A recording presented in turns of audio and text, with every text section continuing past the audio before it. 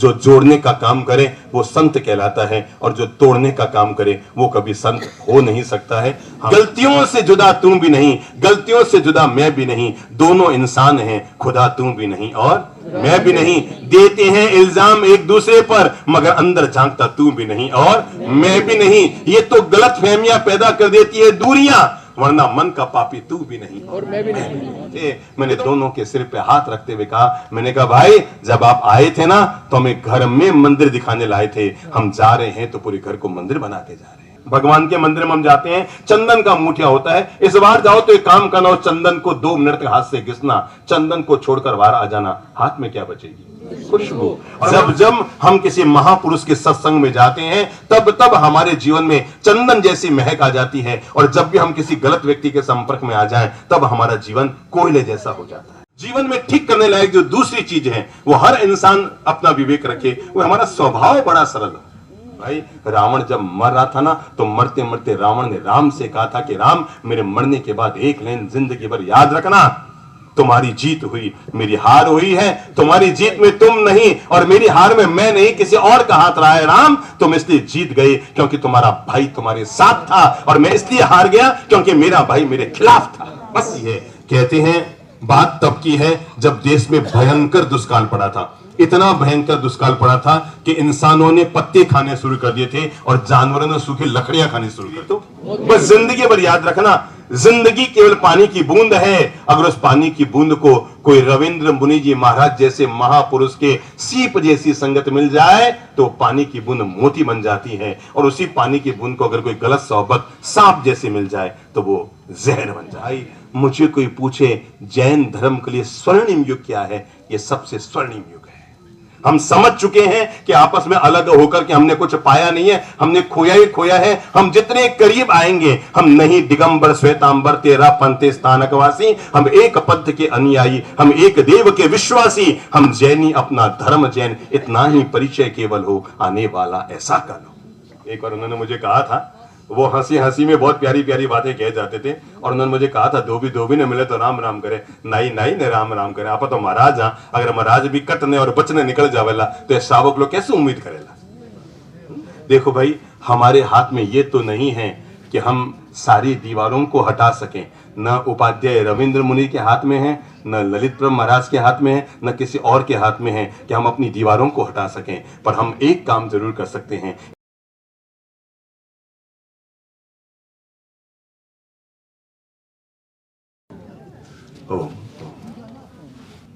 श्री वर्धमान स्थानकवासी समण संघ के लिए गौरव में पल है। आज 4 महान उद्देश्यों को लेकर जोधपुर शहर से बाहर एक हरे भरे वातावरण में, एक पुनीत पावन वातावरण में, कोरोना काल बीतने के बाद शायद पहली बार समाज का इतना बड़ा यह कार्यक्रम हो रहा है। हम अपनी ओर से और सकल धर्म संघ की ओर से सबसे पहले श्री वर्धमान स्थानकवासी जैन संघ महावीर भवन को साधुवाद देना चाहेंगे, उनके सारे पदाधिकारियों को साधुवाद देना चाहेंगे जिन्होंने अवसर का उपयोग किया और सब गुरुजनों को यहाँ पर बुलाकर देश भर से आने वाले श्रद्धालु जनों को गुरुजनों के दर्शन का सौभाग्य दिया। आज अपन सब लोगों के लिए गौरव में पल है। एक और जहां पर अपन ने गुरु पुष्कर प्रेम साधना केंद्र का अभी अभी शुभारंभ श्री गणेश उद्घाटन किया। हमारे धर्म संघ के गौरव में श्रावक, संपूर्ण जोधपुर के गौरव में श्रावक श्री सुकंदरा साथ धारीवाल परिवार ने उस भवन के उद्घाटन का सौभाग्य प्राप्त किया। संघ की ओर से उनको बहुत बहुत साधुवाद और बधाई। गौरव में पल है समण संघ के लिए आज एक और धर्म संघ के गौरव में संत उपाध्याय श्री पुष्कर मुनि जी महाराज का आज जन्म जयंती दिवस। दूसरी ओर उत्तर भारत के गौरव भंडारी श्री पदमचंद जी महाराज साहब का जन्म दिवस। और तीसरा और गौरव में पल जिसे कहना सोने में सुहागा, जिसे अपन कहते हैं सोने में सुहागा, समण संघ के उपाध्याय प्रवर संघ सेतु श्री रविंद्र मुनि जी महाराज का आज 44वां दीक्षा दिवस है। सब कुछ एक साथ समवेत हुआ है। हमारी ओर से हम इन सभी कार्यों की अनुमोदना करते हैं। पुष्कर मुनि जी महाराज और भंडारी श्री पदमचंद जी महाराज से समण संघ ही नहीं सकल जैन समाज का बच्चा बच्चा परिचित है। हम भी आदरणीय पुष्कर मुनि जी महाराज से हमारा मिलन हुआ, उनके दर्शन हुए थे जब हम उदयपुर से चातुर्मास करके पदयात्रा संघ लेकर राणकपुर की तरफ जा रहे थे। तो बीच में शायद जसवंतगढ़ जैसा कुछ नाम था जहां वो विराज रहे थे, आचार्य श्री देवेंद्र मुनि जी महाराज और पुष्कर मुनि जी महाराज। और जैसे ही हमें पता लगा और जब उन्हें पता लगा कि हम उधर से गुजर रहे हैं, मैं साधुवाद तो ये देना चाहूंगा, समण संघ की सबसे बड़ी खासियत सम्मान देना, जो ये लोग जानते हैं शायद और जल्दी कोई नहीं जानता होगा। ये प्रत्येक धर्म परंपरा पंथ परंपरा को, संतों को जो सम्मान देते हैं, ये लाजवाब है। हम वहां गए, बहुत मधुर मिलन हुआ, उन्होंने खूब दुआएं दी। हम उन दोनों महापुरुष जिनके देह विलय हो चुके हैं और आज उनकी जन्म जयंतियां हैं, हम उनके श्री चरणों में सकल धर्म संघ की ओर से प्रणाम समर्पित करते हैं। आज एक और खास दिन है और वह उपाध्याय श्री रविंद्र मुनि जी महाराज का दीक्षा दिवस। गौरवमय पल है मेरे भाई, किसी भी व्यक्ति के जीवन में इससे बढ़कर सौभाग्य का उदय क्या हो सकता है कि आदमी अपने जीवन में संयम जीवन को स्वीकार करे। हम जब भी किसी अमीर व्यक्ति को देखते हैं ना, तो हमारे मन में जरूर आता है, हे भगवान मने भी एड़ो पैसो वालों बनाइए। जब भी कोई पैसे वाले अमीर आदमी को देखते हैं तो मन में जरूर आता है, भगवान मने भी एड़ो पैसो वालों बनाइए। पर कभी हम किसी त्यागी संत को देखते हैं तो हमारे मन में क्यों नहीं आता कि भगवान मने भी एड़ो संत बनाइए। जब तक व्यक्ति संयम के प्रति अपना पॉजिटिव नजरिया लेकर नहीं आएगा, 100 जन्म के पुण्य का उदय होता है, तब कहीं जाकर व्यक्ति के जीवन में संयम का उदय आता है। मैं बताऊं संयम जीवन की महिमा, इतिहास की एक बड़ी प्यारी कहानी कहकर फिर मैं उपाध्याय रविंद्र मुनि जी महाराज पर आ रहा हूं। और बड़ी प्यारी कहानी इतनी सी है, कहते हैं बात तब की है जब देश में भयंकर दुष्काल पड़ा था। इतना भयंकर दुष्काल पड़ा था कि इंसानों ने पत्ते खाने शुरू कर दिए थे और जानवरों ने सूखी लकड़ियां खानी शुरू कर दी थी। 12 साल तक कहीं भी नामो निशान भोजन का न बचा। उस समय एक संत वृंद का समूह, करीबन 30 साधुओं का समूह एक शहर में पहुंचता है। मुनि आहार के लिए निकलते हैं। एक सदगृहस्थ जिसको पता है कि किसी भी घर में महाराज जाएंगे इनको आहार मिलने वाला नहीं है, जब खुद का पेट नहीं भर रहा है तो आदमी दूसरे का पेट कहां से भरेगा। लेकिन एक सदगृहस्थ ने यह सोचकर कि 30 संत आए हैं, चलो इनकी व्यवस्था के लिए मैं कदम बढ़ाता हूं, और उसने लड्डू तैयार करवाए। वहां पर मुनिजन पहुंचे आहार के लिए और बड़े पात्र में लड्डू भरकर, 30 संत हैं, अगर एक के लिए 2 लड्डू लो तो कितने लड्डू चाहिए? 60 लड्डू चाहिए, ठीक है ना। 2 लड्डू भी अगर चाहिए, और पता था पूरे शहर में कहीं आहार नहीं मिलने वाला है। वो आहार लेकर जैसे बाहर निकले, मैं आपको बता रहा हूं, मेरी बात को बहुत ध्यान से सुनना।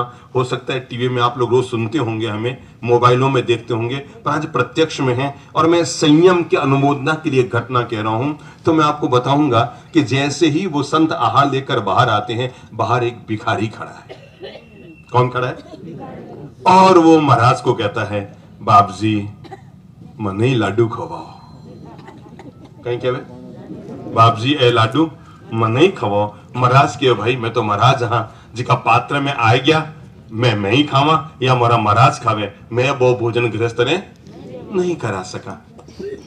तो वो भिखारी के मैंने महाराज बना लो, मैंने लड्डू खाना, मुझे लड्डू खाने हैं। अगर महाराज बना के खिलाते हो तो खिला दो, और ऐसे ही खिलाते हो खिला दो, मुझे लड्डू खाना है। संतन का देख ले भाई, तू महाराज बन जा, फिर तुझे लड्डू खिला देंगे। वैसे तो हम हमारे पात्र के लड्डू खिला नहीं सकते। आपको पता है ये कहावत तभी से चली, संत मनन में 3 गुण, मिटे माथरी खाज, खाने ने लड्डू मिलर लोग कहे महाराज। बन के देख लो, पता लग जाए वाला कि यहाँ खाज मिटर कि यहाँ महाराज बने। तो अब वो भिखारी पीछे पीछे हो गया। संतों के द्वार पर पहुंचा वो भिखारी, और संतों ने अपने गुरु महाराज से कहा कि बाप जी, और भिखारी लड्डू मांग रहे, ये भिखारी लड्डू मांग रहा है। हमने कह दिया भाई हमारे लड्डू, हम संत का आहार संत को ही दे सकते हैं, तो ये तो संत बनने को तैयार है, पीछे आ गए। उन महान आचार्य ने उस भिखारी के भविष्य को देखा और देखकर कहा, ठीक है बेटा आजा, तुझे संत बनाते हैं। कहते हैं लड्डू के लोभ में, किसके लोभ में? मोक्ष के लोभ में नहीं, वैराग्य के लोभ में नहीं, किसके लोभ में? लड्डू के लोभ में वो भिखारी संत बन जाता है। सभी संतों को पता है जिस दिन दीक्षा होती है उस दिन क्या होता है? लड्डू खाते हैं कि उपवास होता है? बाप जी उपवास होता है, उपवास होता है। और वो दीक्षा लेते ही वो तो लड्डू खिलाओ, महाराज ने कहा भाई आज लड्डू नहीं होगा, आज तो तेरे उपवास करना पड़ेगा। तो वो कहता फिर मैं वापस कर दूं, मैं जिसके लिए बना महाराज वो खिलाते ही नहीं है, तो महाराज बनने का क्या फायदा। उन महान आचार्य ने उस भिखारी के भविष्य को देखा और कहते हैं उस दिन उसको सारे पात्र का भरा हुआ लड्डू का पात्र उसके सामने रख दिया कि बेटा अब तुम संत बन ही गया है तो पेट भर के खा ले। और कहते हैं उस भिखारी से संत बने व्यक्ति ने पेट भरकर 15-20 दिन का भूखा आदमी था और एक साथ लड्डू टिका लिए और शुगर उसका हाई हो गया। रात को उसकी तबीयत बिगड़ गई, पेट में दर्द उठ गया। कभी कोई सेवा कर रहा है, कोई अमीर व्यक्ति उसके पांव में मालिश कर रहा है, कोई पांव दबा रहा है, कोई सिर दबा रहा है, और वो बैठा बैठा भिखारी संत सोच रहा है ओह मैं लड्डू के लोभ में आज एक दिन का संत बना हूं, देखो मेरी कितनी सेवा होती है। अगर मैं हकीकत में मोक्ष को पाने के लिए संत बनता तो मेरा कितना आत्म कल्याण हो जाता। कहते हैं रात की वेला में उसके इस तरह का शूल का दर्द उठा, वो रात भर संत जीवन की अनुमोदना करता रहा, संयम की अनुमोदना कर रहा, संयम की अभ्यर्थना करता रहा। और कहते हैं उसी रात उस भिखारी के प्राण निकल गए। वो जो संत बना था उसी रात उस संत के प्राण निकल गए।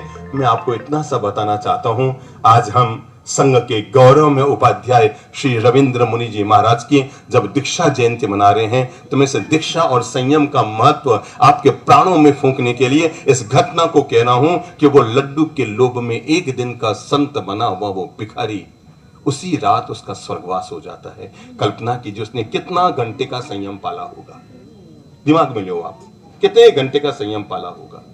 कोई सुबह सुबह 8 बजे महाराज तो लड्डू लेने गए नहीं होंगे, भाई गोची का समय होगा तभी गोची जाएंगे ना, तो समझो 11 बजे गए होंगे, 11:30 वो मिला होगा, 12:30 1 बजे उसकी दीक्षा हुई होगी, तो 1-1:30 बजे तक उसने खाया होगा लड्डू, और रात को पूरी रात बीते उससे पहले तो उसका स्वर्गवास ही हो गया। यानी अधिक से अधिक 12, 13, 14, 15 घंटा जिस व्यक्ति ने संत जीवन जिया, लड्डू के लोभ में संत बना वो भिखारी भी अपने देह का त्याग करके जिन शासन का, जैन धर्म का सबसे महान राजा बनता है और उसका नाम होता है राजा संप्रति। क्या नाम होता है? राजा संप्रति, जिसकी तुलना में न भूतो न भविष्यति, ऐसा जिन शासन में कोई राजा नहीं हुआ, इतना महान राजा बनता है। मैं आपको संयम जीवन की अनुमोदना की तरफ जब लेकर जा रहा हूं तो आपके प्राणों में ये मुरली बजाते हुए हम किसी संत को प्रणाम समर्पित करेंगे। संत जीवन की अनुमोदना करके, ठीक है थोड़े उधर वो होगा स्वामी वात्सल्य होगा, खाएंगे पिएंगे चले जाएंगे, ठीक है यार कोरोना काल में मियां भी जीवन होगा ना, चलो जिम आया, ठीक है। केवल यहीं तक बात खत्म ना हो जाए, मैं बताना चाहता हूं एक दिन का भी संयम जीवन का कितना महत्व होता है। मेरे भाई, एक चक्रवर्ती राजा सैकड़ों रानियों के साथ रहते हुए भी उतनी आनंदमयी दशा में नहीं जीता है जितना आनंदमयी दशा में एक जैन मुनि अपने बालों का लोच करते हुए भी उससे ज्यादा आनंद पाता है। यह संयम की महिमा है। इसलिए आज जब हम उपाध्याय श्री रविंद्र मुनि जी महाराज, बड़े तेजस्वी चेहरा है, बहुत सुंदर नैनाभिराम चेहरा है, पर इससे बढ़कर इनकी खासियत यह है और वो है एक अच्छा नैनाभिराम इनका संयम जीवन। 44 साल तक इन्होंने संयम का जीवन जिया है, साधना का जीवन जिया है। श्रमण संघ के आधार स्तंभ रहे हैं, संघ सेतु का काम किया है। सेतु का काम यही होता है आपस में जोड़ना। जो जोड़ने का काम करे वो संत कहलाता है और जो तोड़ने का काम करे वो कभी संत हो नहीं सकता है। हम सबसे पहले, मैं अपनी आगे की बात कुछ कहूं उससे पहले हम सभी सकल धर्म संघ की ओर से आज इनके संयम जीवन की अनुमोदना करते हुए इनके लिए खूब खूब अभ्यर्थना करते हैं, मंगल कामना करते हैं। आप स्वस्थ रहें, आपके जीवन में ऐसे ही संयम का उदय हो, आगे बढ़ते रहें, संयम का मार्ग और अधिक जीवन में प्रकृष्ट होता रहे। और साथ ही अपन सभी लोग मन में ये सद्भावना जरूर रखें, हे प्रभु, चाहे शरीर छूटे उससे एक दिन पहले ही सही, जन्मे तो संसार में। आदमी बड़ा गजब का होता है, शादी इसी जन्म में करता है, टाबर इसी जन्म में करता है, धंधा इसी जन्म में करता है, और दीक्षा की बात आती है बाप जी अगले जन्म में लेऊंगा। और या फिर हमारे यहाँ दूसरा क्या व्यवस्था है, उन्होंने क्या बाप जी इन्हें महाराज बनाओ, बाप जी मतलब लोग चाहते हैं भगत सिंह तो हो पर मैं नहीं बनू, दूजे ने बनाओ। मेरे भाई, जीवन में मंगल कामना करो इस पवित्र भावना के साथ कि हमारे जीवन में भी कभी ना कभी शरीर छूटे उससे पहले जन्मे संसार में, जिए संसार में, पर मरेंगे कभी भी संसार में नहीं, मरेंगे तो मुनि जीवन में ही अपने देह का त्याग करेंगे। इस पवित्र भावना के साथ जब एक महान संत को अपन दीक्षा दिवस की बधाई देने आए हैं, तो उसे इस बात का आश्वस्त करके जाएं कि मैं अपने जीवन में आज कोई न कोई एक बुराई, अगर आपके जीवन में कोई व्यसन है तय कर लीजिए, मैं आज से अपने व्यसन का त्याग करता हूं। चैलेंज दीजिए अपने आप से। महाराज सिंह जी, जब आपने दीक्षा ली तो कितने साल के थे? 16.5 साल के। अपने आप को चैलेंज दीजिए, इन्होंने 16 साल की उम्र में पूरा संसार छोड़ा था, आप 60 साल की उम्र में क्या छोड़ सकते हैं? चैलेंज दीजिए खुद को। क्या आप अपने जीवन की एक बुराई, और बुराई का मतलब केवल गुटखा ही नहीं है, बुराई का मतलब केवल सिगरेट ही नहीं है, बुराई का मतलब केवल पीना ही नहीं है, इसके अलावा भी हमारे जीवन में जिस जिस तरह की बुराई है, हम अपने जीवन की कमजोरियों को, क्या उनको विजय प्राप्त करके हम मन को आगे बढ़ाएंगे?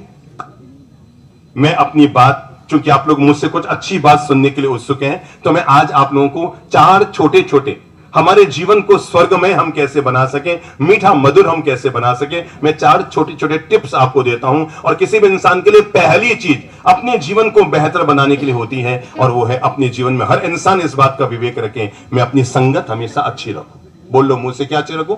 संगत हमेशा अच्छी रखूं। मारवाड़ी कहावत है, काले खने गोरो बैठे। आगे बोलो। अक्कल आवा के न्याय पर लखन तो जरूर आवे। और मैं इसीलिए आप लोगों को प्रेरित कर रहा हूं, मंदिर जब जाते हैं ना, तो मंदिर में चंदन का मूठिया होता है। भगवान के मंदिर में हम जाते हैं, चंदन का मूठिया होता है। इस बार जाओ तो एक काम करना, उस चंदन को 2 मिनट तक हाथ से घिसना, चंदन को छोड़कर बाहर आ जाना। हाथ में क्या बचेगी? खुशबू। और मैं आपको दूसरी चीज बता रहा हूं, उसके बाद किचन में जाना और उसी हाथ में कोयले को उठाना, 2 मिनट उसको भी रगड़ कर बाहर आ जाना। हाथ में क्या बचेगी? जब जब हम किसी महापुरुष के सत्संग में जाते हैं, तब तब हमारे जीवन में चंदन जैसी महक आ जाती है। और जब भी हम किसी गलत व्यक्ति के संपर्क में आ जाएं, तब हमारा जीवन कोयले जैसा हो जाता है। तो देखो, मैंने पानी की एक बूंद यहां से गिराई, टपक, और वो पानी की बूंद अगर सांप के मुंह में गिरी तो क्या हुआ? बोलो बोलो बोलो, जहर बन जाएगी। और वही पानी की बूंद सीप के मुंह में गिरी तो? बस जिंदगी भर याद रखना, जिंदगी केवल पानी की बूंद है। अगर उस पानी की बूंद को कोई रविंद्र मुनि जी महाराज जैसे महापुरुष के सीप जैसी संगत मिल जाए, तो पानी की बूंद मोती बन जाती है। और उसी पानी की बूंद को अगर कोई गलत सोहबत सांप जैसे मिल जाए, तो वो जहर बन जाती है। तो जिंदगी में पहली चीज हम सभी को ठीक कर लेने की है, और वो है अपनी संगत। आप अपने देख लो, अगर कोई ऐसा व्यक्ति जो आपके जीवन में गलत आदत जीवन में जीता है, आज से उसको तय कर दो, बेटा मैं गलत आदत जीने वाले व्यक्ति के साथ नहीं जीऊंगा। मैं आपको कैसे बताऊं, ये गुटखा खाने वाले लोग हैं ना, अगर इनको 3 दिन के लिए ताजमहल दे दो, कितने दिन के लिए? अगर उसको लाल किला ना बना दे तो मुझे बता दो। 3 ही दिन काफी है ताजमहल को लाल किले में बदलने के लिए। अब आप सोचो, जब उसकी ये हालत कर सकते हैं पत्थर की, तो खुद की हालत क्या करते हैं? जीवन में परफेक्ट करने के लिए पहली चीज है हमारी संगत हमेशा अच्छी हो। जीवन में ठीक करने लायक जो दूसरी चीज है, वो हर इंसान अपना विवेक रखे, वो हमारा स्वभाव बड़ा सरल हो। क्या सरल हो? अच्छे स्वभाव का व्यक्ति जहां जाएगा वहां दूसरों के दिलों में राज करेगा, और टेढ़े स्वभाव का व्यक्ति घर वालों के दिल से भी उतर जाएगा। अगर आपका नेचर सॉफ्ट है, रात को 9 बजे घर वाले इंजरी करेंगे, अब आने वाले हैं, अब आने वाले हैं, पता नहीं कब आएंगे, पता नहीं कब आएंगे। और स्वभाव के टेढ़े हैं तो सुबह 9 बजे इंजरी करेंगे, पता नहीं कब जाएंगे। आप ही देख लो, आपकी जाने की इंतजारी घर में हो रही है या आने की इंतजारी हो रही है। अपने स्वभाव को, अरे भाई, जब अपन जानते हैं कि एक बार गुस्सा करने के कारण कोई संत मरकर क्या बना, चंड कौशिक सांप बन सकता है। एक और ईमानदारी से पूछो, कितने जन्मों तक सांप बनने की हमने व्यवस्था कर ली है? कितने जन्मों तक? और ना तो हमारे इस सांप बनने से बाकी कोई चीज हमें छुड़ा बचा नहीं पाएगी। हम सभी लोगों के लिए दूसरा धर्म चाहिए। सॉफ्ट नेचर रखो, अच्छे व्यवहार के मालिक बनो, अच्छे स्वभाव के मालिक बनो। गोरा रंग 2 दिन अच्छा लगता है, पर आदमी का अच्छा स्वभाव जीवन भर दूसरों को अच्छा लगता है। जब हम संयम जीवन की अनुमोदना करने आए हैं, तो मन में संकल्प करें, आज से मैं अपने स्वभाव को बहुत सरल रखूंगा। किसको सरल रखूंगा? स्वभाव को बहुत सरल रखूंगा। याद रखना, 2 शब्द हमारे जीवन भर याद रखना, गलती हो तो झुक जाओ। बोलो मुंह से, गलती हो तो झुक जाओ। फिर से बोलो, गलती हो झुक जाओ। देखो भाई, आप तो जैनी लोग, हाँ आप सीए करा के नहीं करा, एमबीए करा के नहीं करा, एमडी करा, आप तो कहीं करा एमडी करा, और एमडी रो मतलब मिच्छामी दुक्कड़। गलतियों से जुदा तू भी नहीं, गलतियों से जुदा मैं भी नहीं, दोनों इंसान हैं, खुदा तू भी नहीं और मैं भी नहीं। देते हैं इल्जाम एक दूसरे पर, मगर अंदर झांकता तू भी नहीं और मैं भी नहीं। ये तो गलत फहमियां पैदा कर देती है दूरियां, वरना मन का पापी तू भी नहीं और मैं भी नहीं। ये तो हम छोटी छोटी बातों में आपस में तकरार और दरार डाल देते हैं, और भाई भाई इतनी वैर की मजबूत गांठ हम बांध देते हैं। मैंने जिंदगी में सैकड़ों परिवार ऐसे देखे हैं जहां भाई भाई में आपस में बोलचाल नहीं, आना जाना नहीं, मिलना जुलना नहीं। हमें एक महानुभाव, मैं इसी शहर की घटना बता रहा हूं, गांधी मैदान में प्रवचन माला थी, एक महानुभाव आग्रह करके हमें घर लेके, बाप जी मैं 3.5 लाख में मंदिर बनवा लाया। हमारे घर में कितने मंदिर? 3.5 लाख मंदिर। बाप जी हमारे घर आ लो, बाप जी हमारे घर आ लो, बाप जी हमारे घर आ लो। हम उनके घर गए, उन्होंने अपने पूरे परिवार को इकट्ठा किया हुआ था। 15 मिनट का मैंने सत्संग किया, उसके बाद कहा बाप जी ए हमारा बुआ सा, ए हमारा काकी सा, ए हमारा नानी सा, सबका परिचय दे रहा था। मेरे मुंह से यूं ही निकल गया, मैंने कहा आपके भाई वगैरह, और जैसे मैंने भाई शब्द कहा उन्होंने कहा बाप जी बाप जी हमारे भाई से तो बोलचाल बंद है। आपा कितना गजब रहा, इन्हें केवा खमत खामना, बिन केवा खमत खामना, किन्ने केवा खमत खामना, और जिसे बोलचाल बंद है, बिना कदी नहीं केवा खमत खामना। भाई से बोलचाल बंद, ठीक है। हम बाहर आए, और जैसे बाहर आए वो छोटा वाला भाई ऊपर खड़ा था, वो भी कम पक्का नहीं था, वो आया ही नहीं, वो ऊपर खड़ा था। ऊपर से बाप जी मथे न बंदा में, अब मैं क्यों हो सके कोई ना कोई काम हुए, मैं ऊपर चढ़ियो। जब मैं ऊपर चढ़ने लगा तो मैंने उसको भी साथ ले लिया, बड़े भाई को। मैंने कहा चलो चलो ऊपर चलते हैं। एक बार तो मैं कहा चलो चलो ऊपर चलते हैं, और मैं ऊपर लेकर गया। अब वो उसकी कमियां बताए, वो उसकी कमियां बताए। मैंने 15 मिनट उनको जीवन का पाठ पढ़ाया। भाई हमने जीवन में और कोई काम किए कि नहीं किए? हमने हजारों मंदिर तो नहीं बनाए हैं, पर हमने लाखों टूटे हुए घरों को मंदिर जरूर बनाए, आपस में जोड़ करके।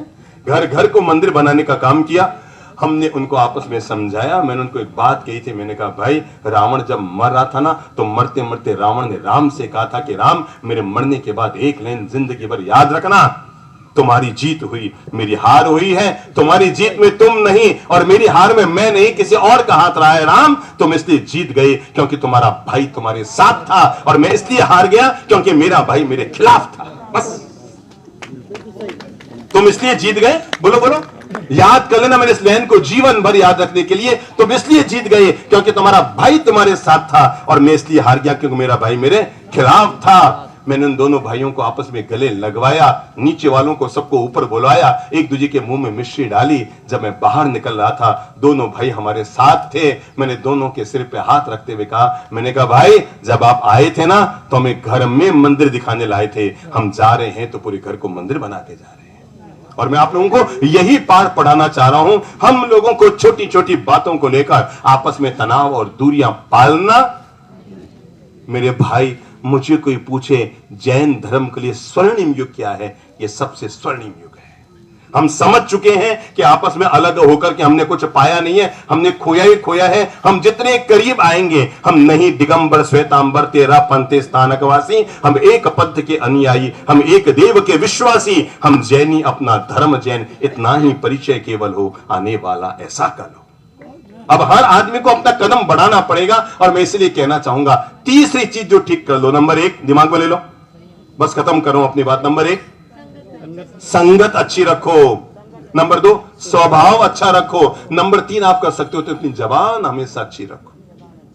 कभी किसी की मजाक मत उड़ाओ, कभी किसी के टेढ़े मत बोलो। समाज में आप बड़े हो गए हैं, पद पर आ गए हैं, बहुत विनम्रता से पेश आओ, मिठास से बोलो, शालीनता से बोलो। भगवान महावीर ने 2 शब्द दिए हैं, एक है भाषा समिति और दूसरी है वचन गुप्ती। क्या क्या है? संयम जीवन के लिए 2 अनिवार्य बातें। नंबर 1 है भाषा समिति, नंबर 2 है वचन गुप्ती। भाषा समिति का मतलब है ये विवेक होना कि क्या बोलना चाहिए, और वचन गुप्ती का मतलब क्या नहीं बोलना चाहिए, हमें इसका भी विवेक रखना है। कभी भी भूल चूक कर अपनी ओर से किसी की मजाक मत उड़ाओ। पत्नी ने पति को पूछा, जी एक बात बताओ, तुम मरने के बाद कहां जाओगे? उसने कहा स्वर्ग में जाऊंगा। तो उसने पूछा तुम्हें वहां क्या मिलेगा? उसने कहा मुझे वहां पर अप्सरा मिलेगी। क्या मिलेगी? अप्सरा मिलेगी। पत्नी चौंकी, उसे लगा भी कहेगा तू मिलेगी। उसने कहा नहीं, इस जन्म में कौन सा कम दुख पाया, अगले जन्म में मैं तो अप्सरा मिलेगी मुझे। तो पत्नी ने कहा ठीक है, तुम्हारा काम निपट गया, मैं मरूंगी तो मुझे अगले जन्म में क्या मिलेगा? उसने कहा तने तने तो बोंद रहो मिली, बोंद रहो। मारोड़ी बोलो, समझ में आवे नहीं? तने कहीं मिले बौंद रहो, बंकी मिली बौंद रहो। लुगाई बोलियो तो गजब आदमी है। तुमको तो इस जन्म में भी अप्सरा मिली और अगले जन्म में भी अप्सरा मिलेगी, मुझे इस जन्म में भी बौंद रहो मिलियो। जिंदगी भर याद रखना, हम अगर किसी के मजाक उड़ाएंगे तो हमारी आरती उतरने वाली। और अंतिम शब्द कहकर बात खत्म कर रहा हूं, अपनी सोच को हमेशा ऊंची रखो, बड़ी सोच के मारे। आपको पता है आज हम आए हैं ना, 10 किलोमीटर पैदल यहां आए हैं, 10 हम वापस जाएंगे, केवल इस बात के लिए सोच बड़ी रखो। अगर हम संत ही आपस में एक साथ नहीं बैठेंगे तो हम दूसरों से क्या उम्मीद करेंगे। देखो भाई, हमारे हाथ में ये तो नहीं है कि हम सारी दीवारों को हटा सकें, न उपाध्याय रविंद्र मुनि के हाथ में है, न ललित प्रभु महाराज के हाथ में है, न किसी और के हाथ में है कि हम अपनी दीवारों को हटा सकें। पर हम एक काम जरूर कर सकते हैं, इन दीवारों में दरवाजे तो खोल ही सकते हैं। और ये जो हम आपस में मिलते जुलते बैठते हैं ना, ये दीवारों में दरवाजे खोलने का काम है। ये युग जैन धर्म के लिए वरदान है, क्योंकि यहां पर हर दीवार में दरवाजे खुले हैं। ऐसा पहले नहीं हुआ था जो इस युग में हुआ है। इसलिए गौरव करो, हम जैन धर्म के सबसे अच्छे युग में जी रहे हैं, सबसे बेहतरीन युग में जी रहे हैं। आज का युग हमारे लिए वरदान बनकर आया है कि हम सब लोगों को समझ आ गई है कि हम जितने एक दूसरे के करीब आएंगे उतना भला है। मैंने इसलिए कहा चौथा शब्द जोड़कर रखो, अपनी सोच को। किसको? एक बार यहां हाथ लगा लो।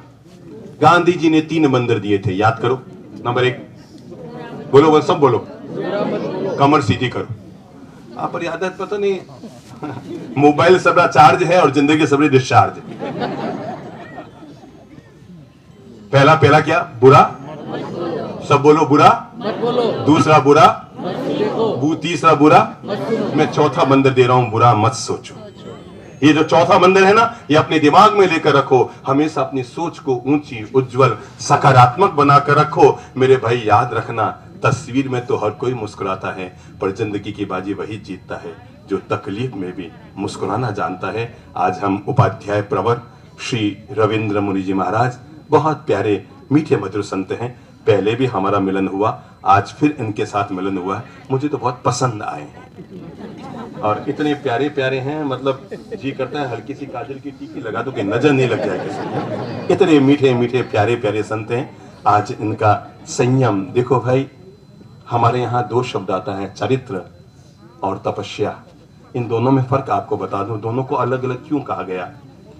पूर्वोपार्जित कर्मों को अगर नष्ट करना है तो उसका मार्ग है तप। बोल लो, पूर्वोपार्जित कर्मों को अगर नष्ट करना है तो उसका मार्ग है तप। पर जीवन में नए कर्मों का बंधन न हो, इसका मार्ग चुनना है तो उसका मार्ग है संयम और चरित्र। ये तप और चरित्र में फर्क है। पूर्वोपार्जित कर्मों को अगर नष्ट करना है तो तपस्या से गुजरना पड़ेगा, पर जीवन में नए कर्मों का बंधन न हो तो हमें इसके लिए संयम से गुजरना पड़ेगा। आज 44 साल अच्छी बात है, मतलब मुझे लगता है अपन दोनों की दीक्षा एक ही साल में हुई है। मैं भी 44 साल से गुजर रहा हूं और आप भी 44वीं दीक्षा जयंती मना रहे हैं, तो हम बहुत बहुत अनुमोदना करते हैं। बहुत अच्छा लगा। इतनी दूरी पर भी साधुवाद दूंगा समण संघ के समस्त व्यवस्थापकों को कि शहर से इतनी दूर भी इतनी अच्छी व्यवस्था कर रखी है, साधुवाद के पात्र हैं। और दूसरा साधुवाद दूंगा, इतनी बड़ी संख्या में, शायद आपने भी नहीं सोचा होगा, पर इतनी बड़ी संख्या में लोग यहाँ पर पहुंचे हैं। ये साबित करता है कि उनका संघ समाज पर कितना वजूद है, संघ समाज उनसे कितना करीबी से जुड़ा हुआ है। कि धंधे का मौसम आ रहा है, अब तो दिवाली सामने आने वाले, सबके धंधे का मौसम सामने आ रहा है, लेकिन इसके बावजूद देश भर से लोग गुरु महाराज के श्री चरणों में अपने प्रणाम समर्पित करने के लिए। एक बहुत प्यारे महान संत वे उपाध्याय देवचंद्र जी महाराज, उन्होंने बड़ी प्यारी बात कही थी, चक्रवर्ती ते अधिक सुखी जे मुनि चारित्र लीन। कि दुनिया में सबसे सुखी कौन? सबसे सुखी कि जिन्होंने चरित्र जीवन को स्वीकार कर लिया, वो सबसे सुखी व्यक्ति है। श्री वर्धमान स्थानकवासी श्रावक संघ महावीर भवन को हमारी ओर से बहुत बहुत शुभकामना। और हम संघ को आश्वस्त करना चाहेंगे, कभी भी धर्म संघ के लिए हमारे लायक कभी कोई सेवा हो, प्रेम से हमें याद कीजिएगा। हम सबके हैं, सब हमारे हैं। आप लोग टीवी में हमारे प्रवचन सुनते होंगे ना, और आपने देखा होगा ना, जनता की भीड़ होती है, उसमें सबसे ज्यादा भीड़ मुपत्ती बांध के बैठने वालों की होती है। ये साबित करती है कि अपन सब एक दूसरे के करीब आ रहे हैं। साथ साथ का गजब आनंद है। आज उपाध्याय श्री ने हमें याद किया, हम इनके गौरव में जीवन की अभ्यर्थना करते हैं। इन्होंने बहुत अच्छा सुदीर्घ संयम जिया है, ज्ञान का मार्ग आगे बढ़ाया है, और यहाँ बैठे बैठे जब ये जानकारी मिली, इन्होंने समण संघ के विकास के लिए जो मानसिक योजनाएं बनाई हैं, जो फंड बनाया है, जो न्यास बनाया है, जो ट्रस्ट बनाया है, अभिनंदन के पात्र हैं। संतों के प्रेरणा से अगर सत्कर्म होते रहें तो अच्छी बात है मेरे भाई। देखो, व्यवस्थाएं तो यूं ही चलती रहती है, सारी चलती रहेगी, पर संत जनों के प्रेरणा से अगर संघ के विकास के नए आयाम खुलते हैं।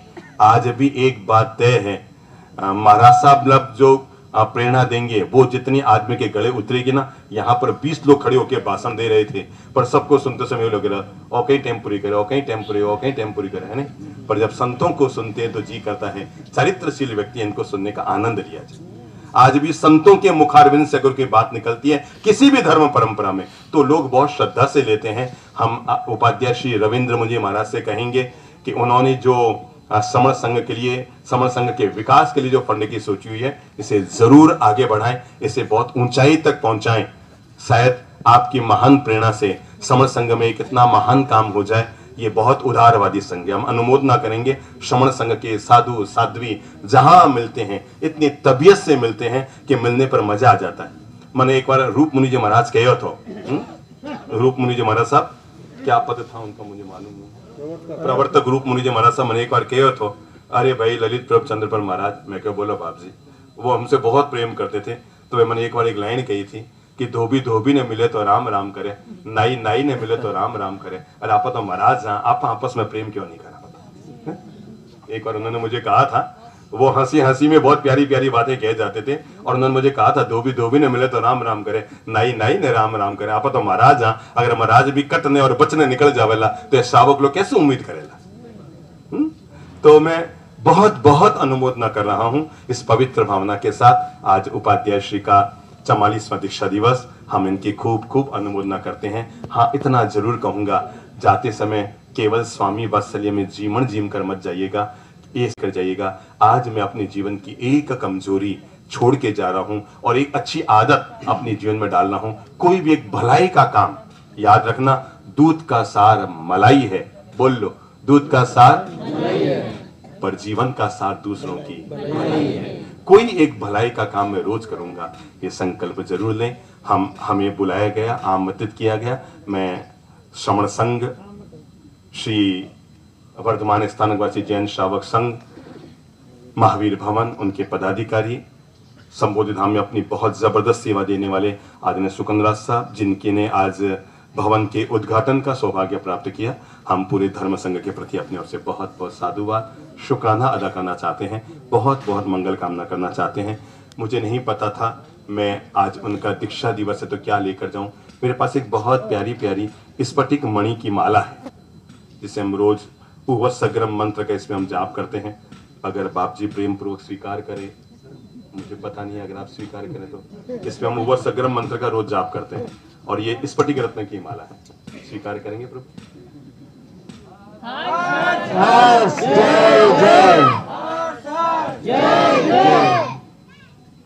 पसंद आए हमें आप। सबके सामने बैठा हूं, अलग बैठा होता तो आपका आई लव यू भी बोल